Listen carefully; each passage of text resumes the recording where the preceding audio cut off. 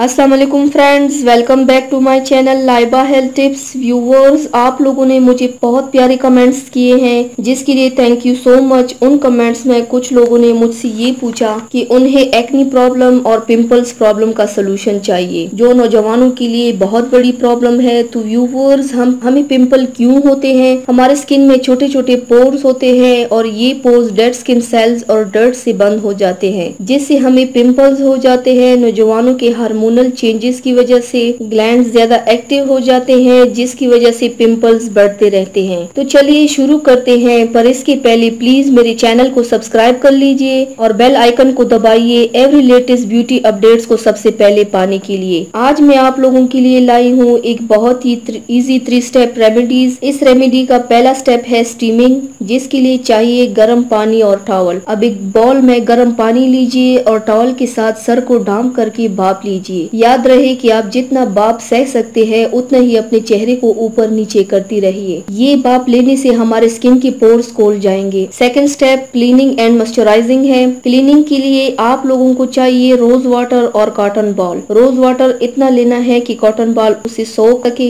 अब इस cotton ball को रोज वाटर में अच्छे से डिप करके अपने पूरे चेहरे को लगाइए और खास तौर पर वहाँ जहाँ पर पिंपल्स हो। व्यूवर्स, रोज वाटर टोनर की तरह काम करता है। ये हमारे स्किन से एक्सेस ऑयल को निकाल देता है और फिर एलोवेरा जेल से मॉइस्चराइजिंग करना है। एलोवेरा जेल को अपने साफ हाथों में लेके चेहरे पर अप्लाई कीजिए। याद रखिए कि आप इसे ज्यादा रगड़िए ना और सूखने तक छोड़ दीजिए। मॉइस्चराइजर के बाद 1 से 2 घंटे तक कुछ भी चेहरे पर ना लगाएं। अब बारी आती है स्पॉट ट्रीटमेंट, जिसके लिए मैं आपको 2 ऑप्शनल रेमेडी बताऊंगी। इनमें से आप कोई भी रेमेडी फॉलो कर सकते हैं। फर्स्ट रेमेडी, पहले के लिए आप लेंगे 1 चम्मच मट्टी यानी कि मुल्तानी मिट्टी, 1 टीस्पून हल्दी, आधी छोटी चम्मच शहद और बेस बनाने के लिए अर्की गुलाब। अब इन सारे इंग्रेडिएंट्स को आप आपस में मिलाकर अच्छे से फाइन पेस्ट बना लें और फर्स्ट पैक रेडी है। अब इस पैक को उंगली की मदद से जहाँ जहाँ पिंपल्स है वहाँ लगा लीजिए। याद रखिए, इस पैक को जहाँ पर पिंपल्स है वहाँ पर लगाइए, आप इसे रगड़िए ना।